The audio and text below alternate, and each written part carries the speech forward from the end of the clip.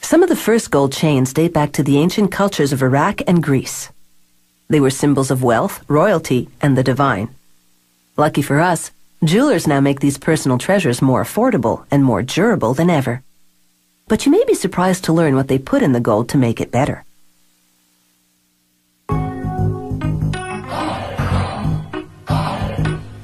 Pure gold is fairly soft and bright yellow, so it's common to create an alloy to strengthen it and alter its color. Copper lends a reddish hue, and brass helps the alloy melt more quickly than gold and copper would alone. Depending on the ratio, adding these metals produces 14 or 18 karat gold. They melt the mix in a crucible at 1010 degrees Celsius. Just 3 of these scoops are enough to make about 5,000 14 karat gold chains.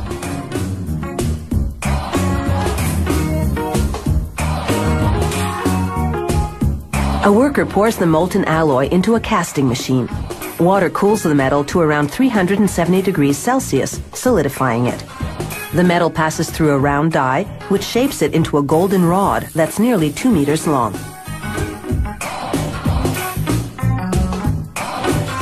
After cutting the rod in half, workers pass it through what's called a breakdown mill. The machine reshapes the rod from round to square, so it'll be easier to stretch.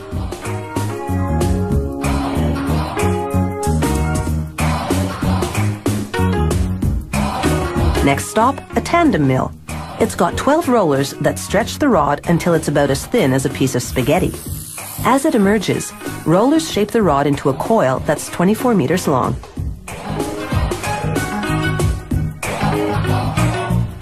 Workers soften the coiled metal in an oven.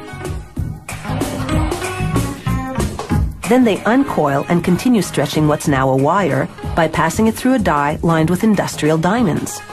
To prevent overheating, the machine sprays lubricant to cool the wire while reducing it to the width of a human hair, its final size.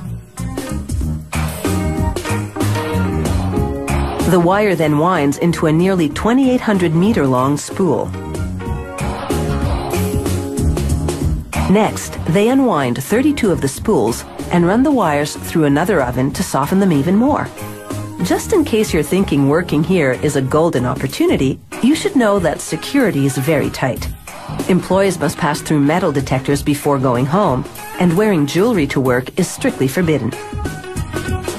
This machine makes what's called cable chain. It passes wire through a link and closes it to make another link. The machine makes 600 links per minute.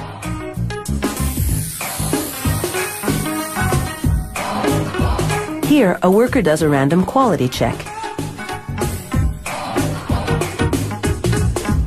This machine makes a chain in what's called a Venetian style. The wire passes through a channel where mechanical jaws bend it over a die to make a link with the preceding segment.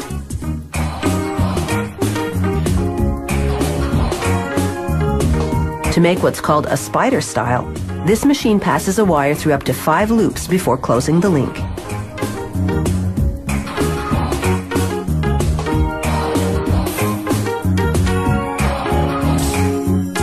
For a Figaro-style chain, this machine makes 3 short links before a mechanical arm moves the chain to another area to add 1 longer link.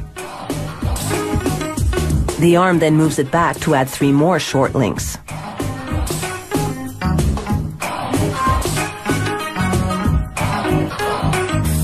The simplest style is what's called a rope chain. To make it, this machine threads a wire through as many as 2 loops, then closes it to make another loop.